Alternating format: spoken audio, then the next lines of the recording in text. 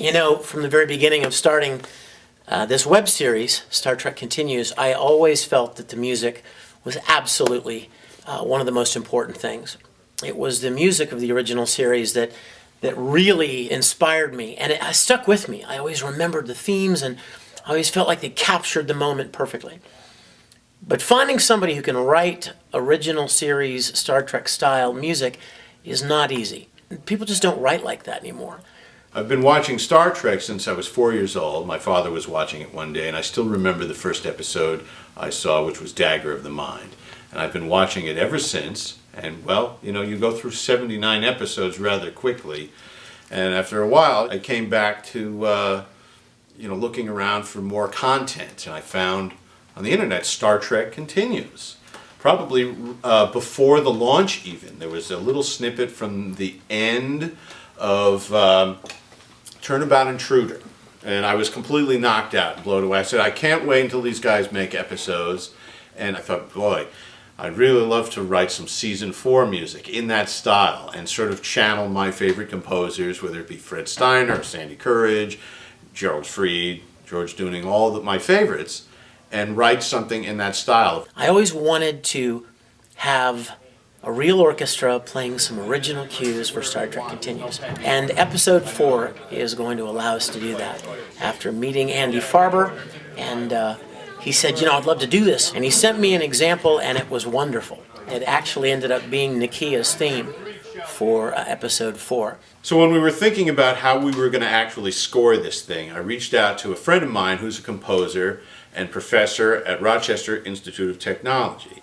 And that's Jonathan Kruger. And we were talking about this, and he said, oh, well, why don't we do it in Rochester with members of the Eastman Studio Orchestra? Without further ado, I'd like to introduce you to your composer and director. He is at the Juilliard School of Music, where he teaches jazz arranging and plays with the Lincoln Center Jazz Orchestra, Andy Farber. Thank you very much, Ken. So here we are at this studio with a bunch of amazing student musicians and some amazing professional musicians. I was one of the kids that went to the conventions when we were all pushing for the show to get renewed. And at one of the conventions, they had a Q&A, and someone got up and said to Bill Shatner or to Gene Roddenberry, how about more of that Fred Steiner music? And that was just so great because Fred Steiner is my cousin. And so I'm honored to be representing my cousin as a link to the original show. We're doing what has never been done before. Not only recording original series music with a live orchestra again for the series, but also recording some new cuts and some original themes for Star Trek Continues with a full live orchestra. 2, 3,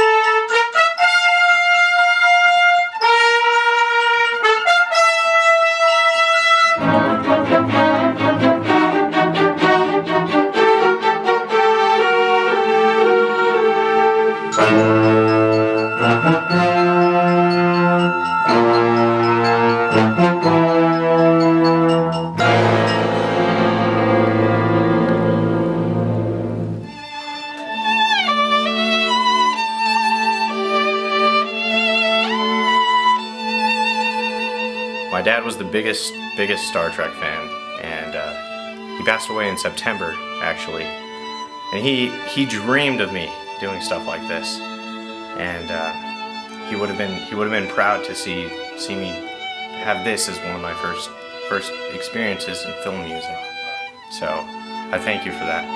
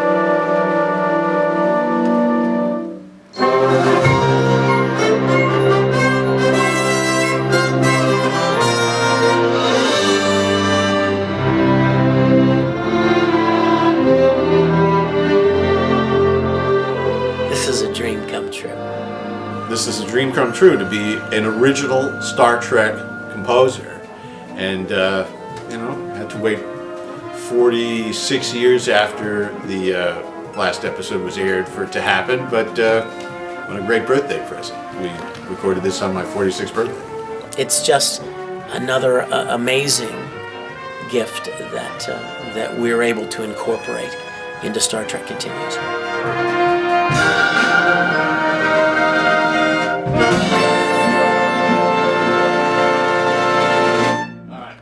Great.